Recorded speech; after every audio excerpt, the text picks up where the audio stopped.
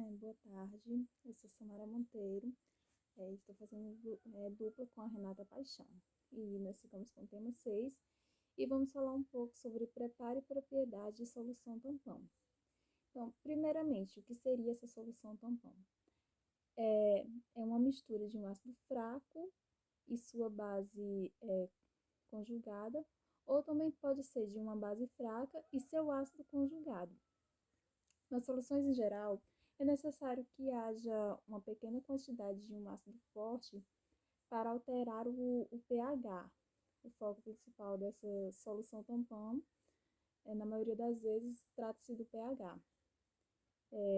Em algumas experiências, as soluções tampões são projetadas para manter um pH relativamente constante, ao passo que os ácidos ou as bases são adicionados às soluções, de maneira que possam manter esses pH equilibrados. Os tampões eles reagem com qualquer ácido ou base adicionados para conter o pH. Mas como é que ocorre esse controle no pH? O próton do ácido forte é substituído por íons do ácido fraco, quando há essa adição, há essa substituição. E esse ácido base, eles são muito comuns nos organismos. E um exemplo disso, a gente pode citar o caso do sangue. E neste caso, o tampão composto é o ácido carbônico e o bicarbonato. E sua função no organismo é justamente ajudar a controlar o pH sanguíneo. E como foi falado no início, a função principal dessa solução tampão seria no caso do controle do pH. Boa noite, sou Renata Paixão e vou dar continuidade à explicação do conteúdo já iniciado pela minha colega Samara. E como já mencionado por ela, a solução tampão é uma mistura que tem a capacidade de evitar que o pH da solução sofra grandes variações. A eficácia da solução tampão pode ser vista no nosso sangue, onde mesmo com a adição de ácido ou base em pequenas quantidades ao plasma sanguíneo, praticamente não há alteração em seu pH. E vem o seguinte questionamento: como isso ocorre, sendo que se adicionarmos ácido ou bases na água, seu pH muda rapidamente? E a resposta é a seguinte: o sangue humano ele é um sistema tampão ligeiramente básico, ou seja, ele é um líquido tamponado.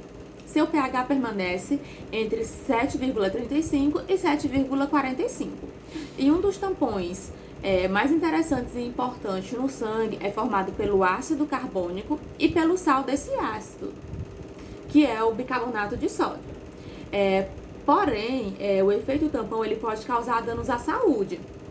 Por exemplo, se você é praticante de algum esporte, precisa saber que em razão de exercícios exercícios físicos intensos, seu organismo libera grande quantidade de ácido láctico na corrente sanguínea.